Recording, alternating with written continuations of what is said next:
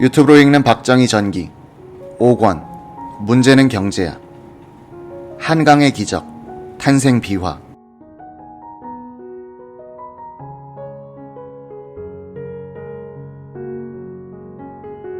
한강의 기적을 이루는데 견인차 역할을 한 경제기획원이 창설된 것은 1961년 7월 22일이었다.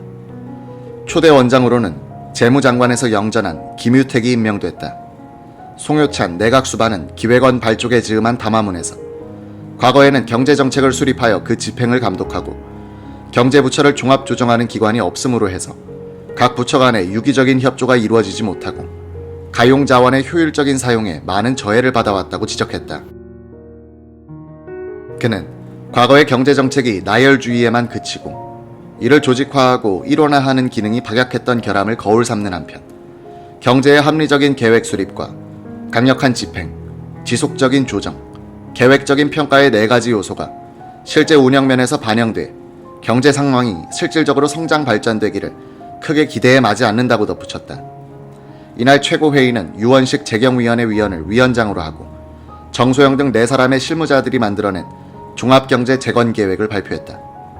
최고회의는 건설부, 한국은행, 기획위원회에서 각각 작성한 경제개발계획을 종합한 이 재건계획을 발표하면서 각계각층의 기탄 없는 비판을 요망하며 그러한 비판을 종합하여 최종안을 작성할 것이다 라고 했다.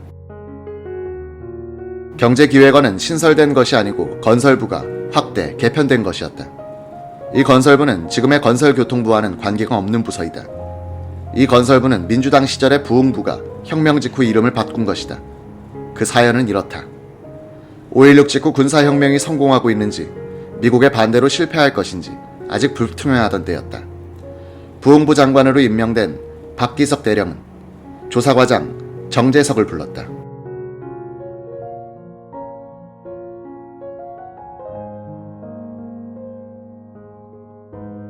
방금 군사혁명위원회로부터 내일 아침 8시에 열리는 회의에 부흥부를 획기적으로 확대, 개편하는 방안을 보고하라는 긴급 지시를 받았으니 밤새 어찌하면 좋겠소. 정 과장은 내심으로 이런 중요한 안건을 밤새에 만들어내라니 혁명위원회란 데가 참으로 무지막지하구나 하고 생각했다. 다행히 분해에서 이와 비슷한 연구를 해놓은 자료가 있기 때문에 당황할 일은 아니었다. 대안은 곧 마련할 수 있습니다만 정식 안건으로 만드는 것은 어렵습니다. 더구나 사안이 중요한 만큼 간부회의에서 검토를 해야 하니 보고 일자를 하루만 연기받았으면 좋겠습니다. 연기는 어려우니 밤샘을 해서라도 소신껏 작성해서 브리핑으로 대신합시다. 정재석은 준비가 되어 있었던 개편안을 가지고 근처 여관에 들어가서 1안 경제기획원, 2안 개발부로 정리하여 2장의 차트로 만들었다. 민주당 정권 하에서도 중앙기획기구를 만들어야 한다는 생각을 하고 재무부 예산국장 이한빈, 부흥부 기획국장 이기홍 등 4사람으로 조직된 정부기구 개편 소위를 가동하고 있었다. 정재석은 이 소위의 간사였다. 다음날 정재석은 옛 국회의사당을 점거하고 있던 최고회의 사무실로 갔다. 들어가 보니 결전을 앞둔 작전주의본부에 찾아간 느낌이었다. 혁명위원들은 전투복 차림에 권총을 차고 수견이 앉아 있었고 정면에는 낯이 익은 장도영 육군참모총장과 함께 낯선 소장이 앉아 있었다. 사회자가 개회를 선언하자 위원들은 일어서더니 혁명 공약 6개항을 함께 외우는 것이었다. 패기만만한 정재석 과장은 생소한 분위기에 압도되지 않고서 부흥부 확대 개편안을 열성적으로 설명해갔다. 6.25 전란의 부흥과업은 일단락되었으니 이제는 정부 주도하에 경제개발에 착수해야 합니다. 그러자면 중앙에 강력한 개발센터가 필요합니다. 부흥부의 주 기능에 재무부의 예산국과 내무부의 통계국을 흡수하여 내각 서열상 으뜸으로 격상시켜야겠습니다. 명칭도 부가 아니라 경제기획원으로 하는 것이 타당하겠습니다. 여러 부에 걸친 이런 대수술은 현 여건하에서는 당장 시행할 수 없으므로 당분간 부흥부만을 개발부로 확대, 개편하여 시급한 제1차 경제개발계획부터 입안케 하는 것이 좋을 듯합니다. 이때 부흥부에는 기획국, 조정국이 있고 산업개발위원회, 지역사회개발위원회, 국토건설본부를 임시기구로 거느리고 있었다.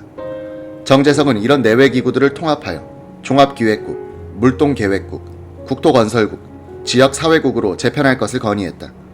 정 과장의 보고가 끝나자 장도영 의장은 사회봉을 치켜들어 치려다 말고 멈칫 옆자리를 돌아보면서 참 어떻게 처리하죠? 라고 묻는 게 아닌가. 그제야 정재석도 이 과묵하게 생긴 소장이 바로 혁명을 주도했다는 박정희구나 하는 생각을 하기도 했다. 박정희는 무뚝뚝한 표정으로 이렇게 말했다. 귀간의 보고 내용은 우리 혁명군의 의욕을 잘 반영한 것 같소. 건의한 대로 우선 제2안을 채택해서 경제 제일주의를 실천토록 하겠소. 앞으로 혁명 기반이 어느 정도 잡히는 대로 1안의 경제기획원으로 옮겨가겠소. 한 석 달쯤 걸리겠지. 따라서 내용은 보고한 대로 결정하되 2안의 개발부 명칭만은 건설부로 고쳤으면 하오. 정재석 과장은 반론을 폈다. 그것은 곤란합니다. 개발이라고 하면 국민경제 전체를 포괄하는데 건설이라면 한 부분에 한정되므로 이는 부흥부의 확대, 강화가 아니라 오히려 축소요, 약화가 됩니다. 물론 이론적으로는 그렇겠으나 개발이라는 말은 나에게도 생소한데 어찌 일반 국민들이 알아듣겠소. 귀간의 보고도 우리나라를 적극적으로 건설하자는 뜻인 것 같으니 국민이 알아듣기 쉬운 건설부로 합시다. 정재석은 승복하지 않았다. 그는 개발이라는 말이 국민들 사이에 널리 퍼져가야 한다는 소신을 갖고 있었던 것이다. 만약에 건설부라고 부르게 되면 주무국을 국토건설국으로 바꾸어야 합니다. 정령 건설부란 명칭을 원하신다면 경제건설부로 하든지 아니면 개편을 일단 보류했다가 경제기획원으로 전환하는 것이 좋겠습니다. 혁명가는 어디 경제만을 건설하자는 것인가? 정치도, 사회도, 문화도 다 건설해야지.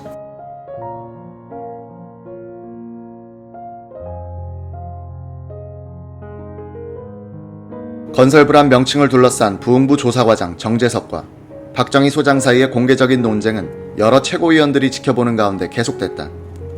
정 과장이 또 반론을 폈기 때문이다. 당부는 원조 교섭 등 대외 협력상 영어 명칭이 중요합니다. 앞으로 원조 자금도 늘리고 외자 도입도 촉진해야 하는데 부명을 Ministry of Construction이라 해서는 대외 설득력이 약해집니다. 박정희는 잠시 생각에 잠기더니 이렇게 입을 뗐다. 좋아. 그러면 우리말로는 건설부라고 하고 영명은 원한대로 Ministry of Development라고 함세. 박정희는 스스로의 기지에 놀란 듯 벌떡 자리에서 털고 일어서 버리는 것이었다. 장도영 의장은 들었던 사회봉을 칠 여유도 없었다.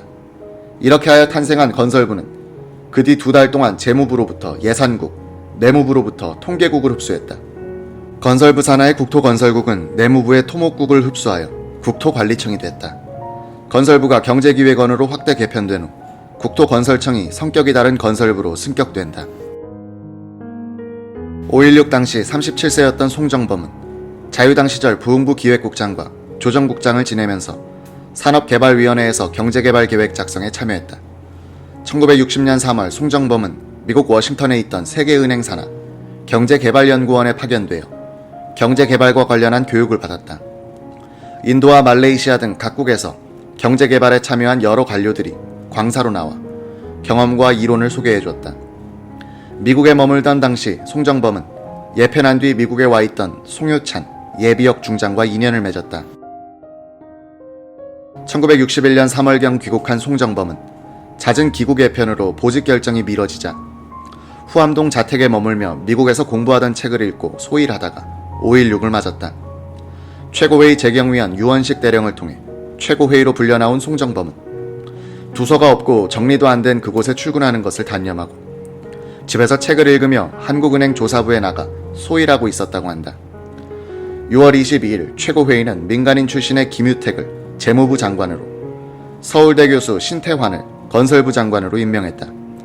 김유택 재무장관은 비서관을 통해 송정범에게 당면한 경제대책에 대한 기한을 부탁했다. 송정범은 혁명 뒤에는 해묵은 경제적 숙제를 한꺼번에 풀고자 하는 것보다는 자유로운 분위기가 보장되는 시책이 선행되어야 한다는 논지로 기한을 작성했다. 김유택 장관은 이 내용을 받아들여 발표문을 작성하면서 송정범에게 뒤에 남을 만한 명구가 없을까 하고 물었다. 송정범은 서독의 경제부흥을 주도한 에르하르트 부총리가 지은 경쟁을 통한 번영, 독일 기적의 경제학이란 책에서 읽은 라인강의 기적이란 말이 떠올랐다. 라인강의 기적을 우리나라에서도 이뤄보자는 생각에 즉석에서 한강의 기적을 발표문에 첨가했다. 7월 초가 되자 미국에서 인연을 맺었던 송효찬 예비역 중장이 내각 수반으로 부임하면서 송정범을 찾았다. 송정범이 가보니 송수반은 국방연구원에서 두 사람을 차출했으니 함께 기획관청 창설에 대해 연구해보라고 구두로 명령을 내렸다. 송정범은 부흥부 국장 시절 국방연구원에서 한국 경제를 특강하기도 했는데 그때 자신의 강의를 들었던 김모, 박모 대령이 그를 기다리고 있었다. 세 사람은 중앙청 옆 국립영화연구소 시사실을 빌려 조직 구성 작업에 착수했다. 유난히 무더운 날씨 속에서 세 사람은 머리를 짜내기 시작했다.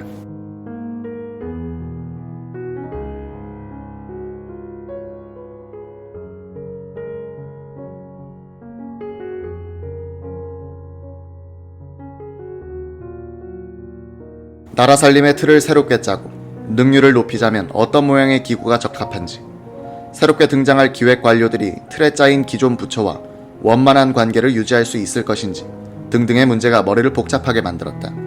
송정범의 회고.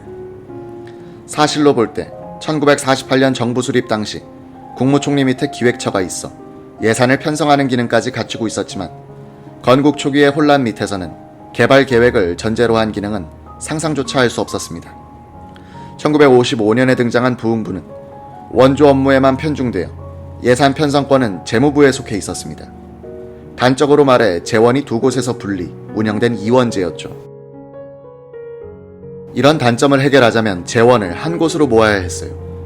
우리가 얻은 첫 번째 결론은 계획과 예산의 일체화가 필요하다는 것이었습니다. 더욱 큰 문제는 경제기획원장의 기능과 행정상의 지위 문제였어요. 송정범은 계획과 수립, 실행과 조정에 강력한 실천력을 주자면 경제기획원장의 부수반 신분격을 덧붙여주지 않는다면 기구가 발족해도 기능을 제대로 발휘할 수 없다는 점을 강조했다. 해외의 사례도 참조했습니다. 행정관서의 영역이 오랜 전통으로 굳어진 일본의 경우 경제기획청을 두고 있지만 조정력이 거의 없었습니다.